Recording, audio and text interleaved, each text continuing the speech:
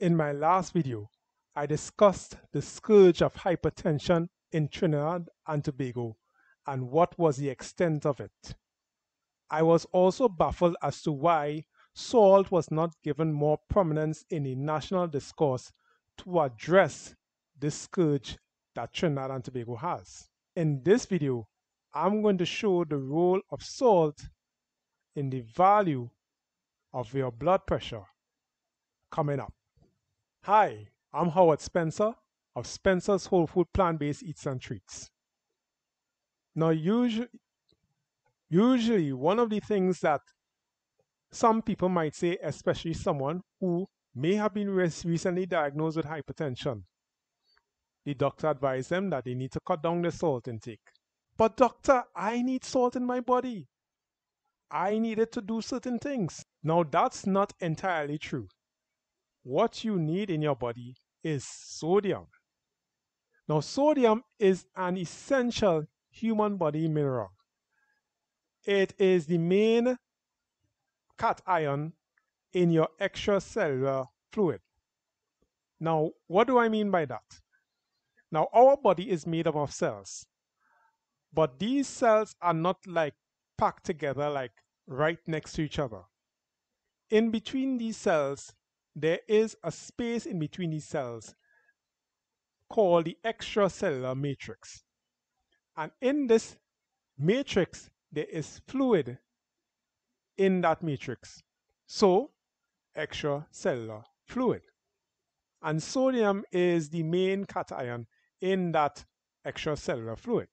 Now, that sodium needs to be present in that extracellular matrix along with the potassium in the intracellular matrix. That combination is needed for proper nerve functioning, muscle contraction, and cardiac function. Now, this sodium in the body needs to be kept relatively constant. It cannot go too high, it cannot go too low. Therefore, the body has several mechanisms to try to keep this concentration of sodium constant. One of them is blood pressure.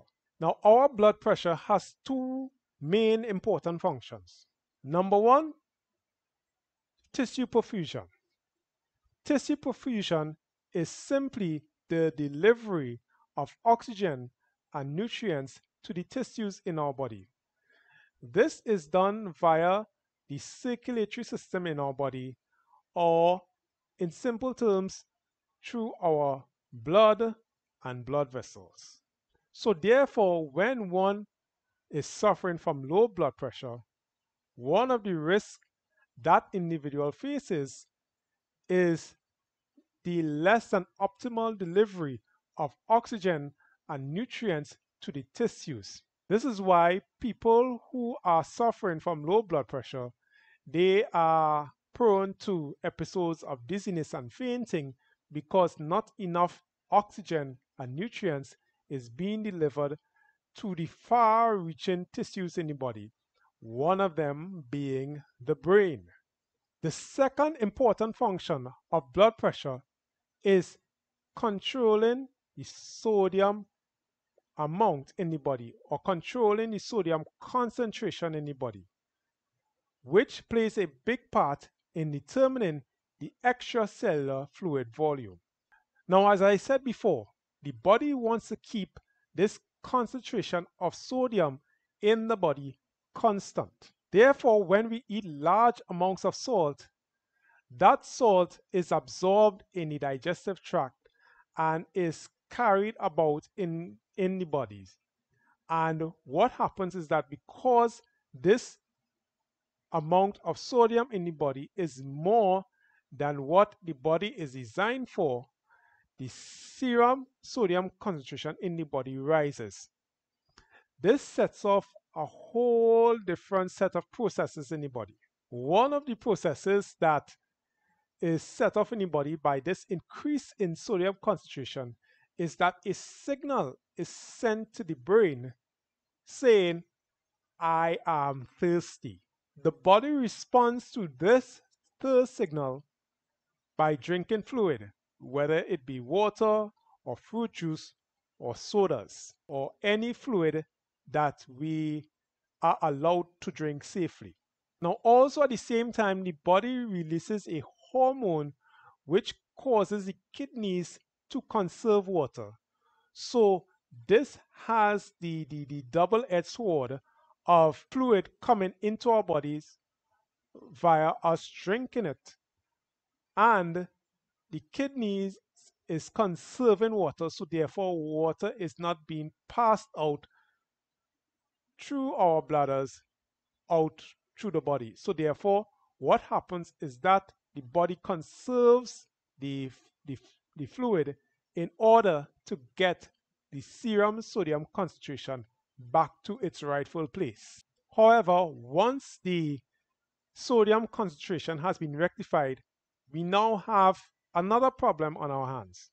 We have extra sodium and we have extra fluid in the body. The body needs to get rid of both of these extras. So what happens in the body? The blood pressure rises in the body because of this extra fluid volume in the extracellular matrix. The body wants to get this fluid out of the body and the extra sodium out of the body as well. So therefore, what happens is that this increased blood pressure forces the extra fluid and the extra sodium out of the body. So therefore, the blood volume will decrease and the sodium amount will decrease. So therefore, the concentration of the sodium in the body will remain constant, but the volume will be back to where the body is accustomed with. However, you can have the opposite side of the coin, where due to excessive diarrhea or excessive vomiting, you can have salt being released from the body more than it is being replenished. So, therefore, what happens in that case is that in order to keep the sodium concentration in the body constant, what happens is that the blood pressure in the body decreases in order to prevent sodium from being released from the body and to conserve that sodium concentration. Now, in the case of when too much salt is being ingested, how much a person's blood pressure rises depends on the sodium handling capability of the kidneys of that individual. The sodium handling capability of an individual depends on two factors. Number one, genetic factors. Depending on a person's family history, they can be from a family line where the individuals in that family line have a tendency to be able to handle sodium very effectively without a sharp rise in blood pressure. And there may be others who may not be so lucky. However, lifestyle factors can play a role too. If you have chronic diabetes or chronically elevated blood glucose, that can have an effect on the sodium handling capability of the kidneys. Also, if you have chronically elevated blood pressure, that can affect the sodium handling capability of the kidneys as well. So therefore, high blood pressure is a defense mechanism of the body to prevent fluid and sodium in the body from reaching excessive levels. However, in modern societies, such as in Trinidad and Tobago, people are chronically consuming a diet of excess sodium. So therefore, the body is in a constant state of getting rid of excess sodium and the excess fluid that comes along with it as well. So you have the resulting effect of chronically elevated blood pressure because of this constant state of trying to get rid of sodium and the accompanying fluid. Now, as is well known, especially in medical circles, chronically elevated blood pressure has very negative downstream effects. These effects can include atherosclerosis or buildup of plaque in the arteries, heart attack, stroke, heart failure, kidney failure, vision loss, sexual dysfunction, among other things. So therefore, it is a logical take that lowering your salt intake is a logical way of reducing your blood pressure. But the question is by how much? This has been the source of much confusion in the scientific world. But there is a general consensus that the lower your salt intake, the lower your blood pressure. The World Health Organization, they recommend a maximum sodium intake of 2000 milligrams a day. This is equivalent of about 1 teaspoon of salt a day. The American Heart Association, they have an even stricter sodium limit. They recommend a maximum sodium intake of 1500 milligrams a day. This is the equivalent of 3/4 of a teaspoon of salt a day. However, lowering salt intake and reducing blood pressure is not a zero-sum game. Countless studies have shown that the more you reduce your salt intake, the more you reduce your blood pressure. This has been shown in small cohort studies and large population intervention studies. One of the most famous studies in the science world which shows the correlation between sodium intake and blood pressure is the INTERSALT study. Now, the INTERSALT study is a study done, a standardized study done, in which from 52 centers all over the world, 200 men and women aged 20 to 59 was recruited in each center. And they were assessed for urinary sodium and potassium. And they were also assessed for blood pressure and other measurements.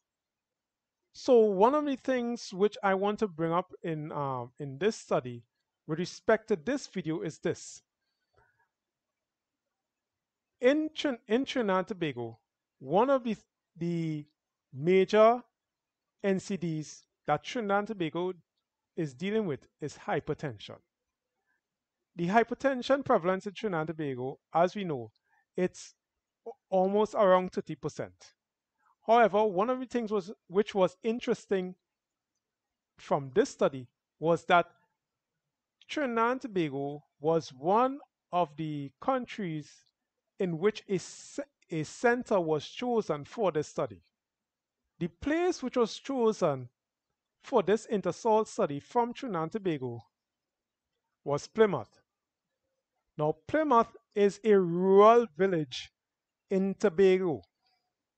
So therefore, one will expect from that village in Tobago is that the sodium intake or the salt intake from a rural village should be much less than urban centers in other places in Trinidad and Tobago.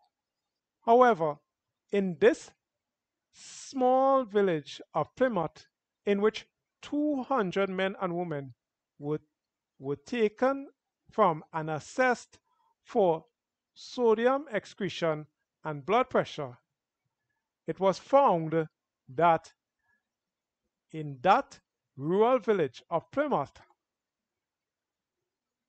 the prevalence of hypertension in that 200 individual cohort was 18%. And what was the medium sodium excretion value from that cohort in Trinidad and Tobago from a little village called Plymouth, 108.3 millimoles of sodium.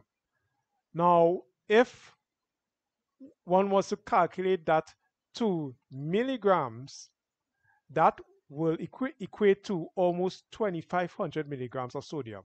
So if one was to approximate sodium excretion being equal to salt intake, what that means is that on average, an individual in Plymouth in Tobago consumes around 2,500 milligrams of sodium a day.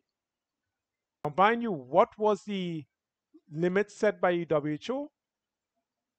2,000 milligrams of sodium. The American Heart Association, 1,500 milligrams. So this small cohort in Trinidad and Tobago was consuming more sodium than what is recommended by the WHO and the American Heart Association. In contrast, let's go to a tribe in Brazil, the Yanomamo tribe. The Yanomamo tribe in Brazil, they had a median urinary sodium value of 0.2 millimoles. So what that means is that their urinary sodium intake, when converted to grams, was less than 5 milligrams of sodium excreted from the average person in the Yanomamo tribe. And what was even more surprising was that in that Yanomamo tribe, not one person was found with hypertension. Not one. So I hope that one snippet of evidence that I have shown you there will reveal to you the role that salt plays in hypertension. The more sodium you take into your body, the higher your chances of getting hypertension. In the next video, I will show you two instances of where two populations took measures to reduce their salt intake on a population scale and show you what were the corresponding benefits of the sodium reduction exercises that they did. See you then.